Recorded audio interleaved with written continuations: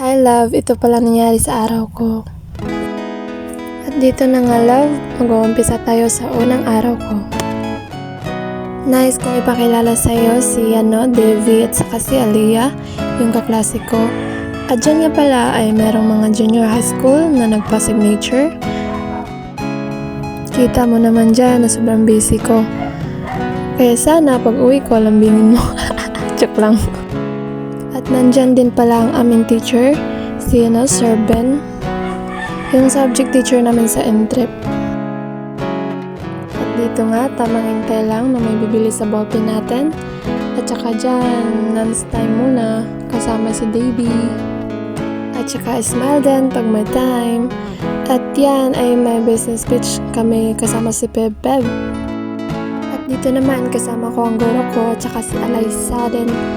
Ito, tamang pa-cute, char lang. Sobrang saya ko nga pala dito kasi makakain din ako ng balot. Kasi balutan nila AG yan. Uwian na, dito nga pala natitapos ang unang araw ko. At ito naman love, pangalawang araw ko na. Tsaka dyan, kumakain ako dyan, ready for school. Baka magutom tayo walang nagpapakain sa atin, charot lang.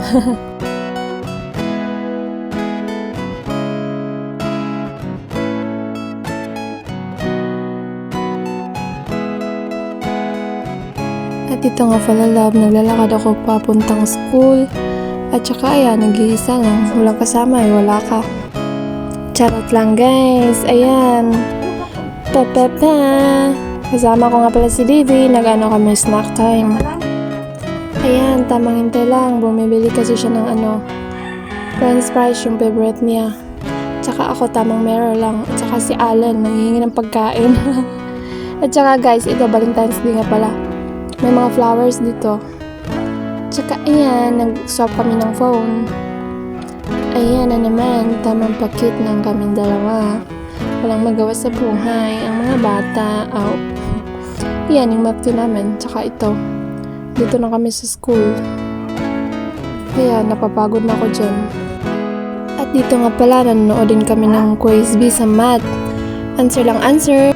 Mali naman. Fast forward tayo guys. Dito na ako, nakalabas na kami. Out na namin sa school. At dito, papunta kami sa Quezon City. Kasama ko si Alaysa at yung iba kong kaklase.